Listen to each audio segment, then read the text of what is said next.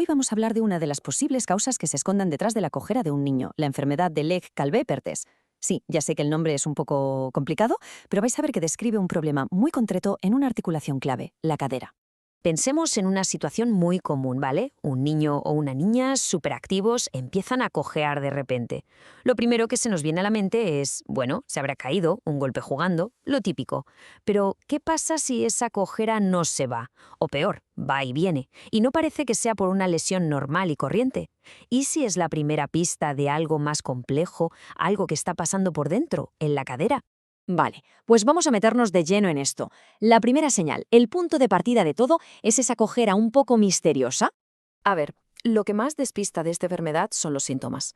Porque sí, el niño cojea, eso está claro. Pero el dolor puede que no aparezca donde te lo esperas. Muchas veces se quejan de la ingle, del muslo o incluso de la rodilla. Y claro, eso te puede llevar por un camino completamente equivocado. Es el típico dolor que cuando se mueven y juegan empeora y cuando descansan mejora. Y poco a poco se va notando que cada vez les cuesta más mover la pierna hacia los lados o girarla. Entonces, ¿de dónde viene todo esto? ¿Cuál es la causa real de esa cojera? Pues la clave no es un golpe, no es una caída, es algo que pasa por dentro, algo que no se ve, un problema con el suministro de sangre. Vamos a ponerle el nombre técnico. Enfermedad de Legg-Calvé-Perthes. En el fondo es lo que se conoce como una necrosis avascular idiopática. Suena complicadísimo, ¿verdad? Pero vamos a traducirlo. Idiopática significa que no se sabe muy bien por qué pasa. Y necrosis avascular quiere decir simplemente que se corta el riego sanguíneo a la cabeza del fémur, a esa especie de bola que encaja en la cadera. Y claro, si no llega sangre, el hueso, pues, se muere. Justo aquí. Esta es la zona cero del problema, la cabeza femoral. Esta bola del hueso del muslo es una pieza clave, fundamental, porque soporta gran parte del peso del cuerpo y permite que la pierna se mueva. Imaginaos lo que pasa cuando se queda sin alimento, sin sangre. Se debilita muchísimo, se vuelve muy, muy frágil. Y bueno, ¿quién tiene más riesgo de sufrirla? Pues las estadísticas son bastante claras, la verdad. Afecta mucho más a los niños que a las niñas, como 4 o 5 veces más. Pero ojo, y esto es muy importante, cuando le pasa a una niña, el pronóstico suele ser un poco peor. Si tuviéramos que dibujar un retrato robot del paciente típico, sería un niño de entre 3 y 8 años, normalmente delgadito y superactivo. Es una de las grandes paradojas de esta enfermedad, ¿no? Que ataca precisamente a los niños que no paran quietos, a los que están llenos de vida y energía. Pero aquí viene lo más increíble de todo esto. No es solo una historia de destrucción del hueso, no. El propio cuerpo inicia un proceso larguísimo para intentar arreglarlo. Es como un viaje de autocuración que tiene un mapa muy claro, dividido en 4 grandes etapas. Vamos a ver esas 4 fases. La primera, la necrosis. El hueso se muere por la falta de sangre. Después viene la fragmentación, que es la fase más delicada. El cuerpo empieza a limpiar ese hueso muerto. Y claro, la cabeza del fémur se queda blanda, frágil, y corre el riesgo de aplastarse. Luego, la reosificación. Buenas noticias, empieza a crecer hueso nuevo. Y por último, la curación, que es cuando ese hueso nuevo termina de coger su forma definitiva y se endurece. Y que nadie piense que esto es cosa de semanas, ¿eh? Hablamos de un proceso muy, muy largo.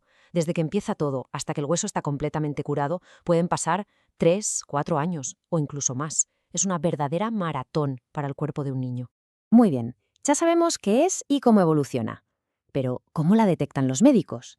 Porque claro, con síntomas tan sutiles al principio, el reto es conseguir ver lo que está pasando por dentro.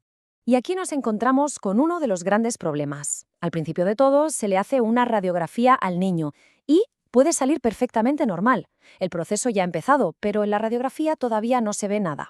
Por eso, para un diagnóstico temprano, muchas veces hay que recurrir a pruebas más sensibles, como una gammagrafía ósea o una resonancia magnética. Cuando la enfermedad ya da la cara en las radiografías, los médicos usan unas clasificaciones para saber cómo de grave es el asunto. Una de las más conocidas se fija en lo que llaman el pilar lateral. Pensemos en ello como si fuera la viga principal que sujeta el techo de la cabeza femoral. Si esa viga aguanta bien y mantiene su altura, el pronóstico es bueno. Pero si se viene abajo, el riesgo de que la cadera quede deformada es mucho más alto. Claro, es súper importante no confundir esto con otras cosas.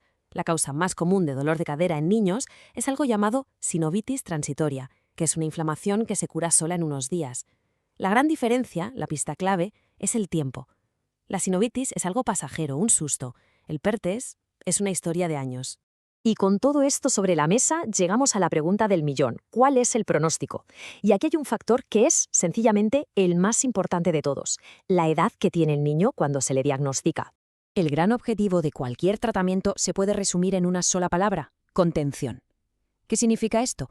Pues que durante esa fase tan delicada en la que el hueso está blandito, como si fuera plastilina, lo que se busca es mantener la cabeza del fémur perfectamente metida dentro de su sitio, del hueco de la cadera. ¿Para qué? Para que ese hueco actúe como un molde perfecto que guía el hueso nuevo para que crezca con la forma redondita que tiene que tener. Y aquí está el número mágico, o la edad crítica, mejor dicho, los 8 años. Antes de los 8 años, el cuerpo tiene una capacidad de remodelación, de autocuración asombrosa. El pronóstico es mucho, mucho mejor. Pero a partir de los 8, esa capacidad cae en picado. El riesgo de que la cadera no se cure bien y quede deformada para siempre aumenta de forma radical. Y esto no es ninguna tontería, porque las consecuencias a largo plazo pueden ser muy serias. Se calcula que si la cadera queda deformada, más o menos la mitad de los pacientes acaban desarrollando artrosis y necesitando una prótesis de cadera cuando llegan a los 60 años. Por eso es tan importante hacer todo lo posible para evitar esa deformidad. Venga, vamos a recapitular las ideas clave. Primero, el vértice es un problema de riego sanguíneo en la cadera. Segundo, la edad del niño al diagnóstico lo cambia todo. Tercero, el cuerpo se cura, sí, pero el tratamiento ayuda a que se cure bien. Y por último, y quizá lo más importante, una cojera que no se va en un niño siempre es motivo de consulta médica. Así que quedémonos con esa reflexión final.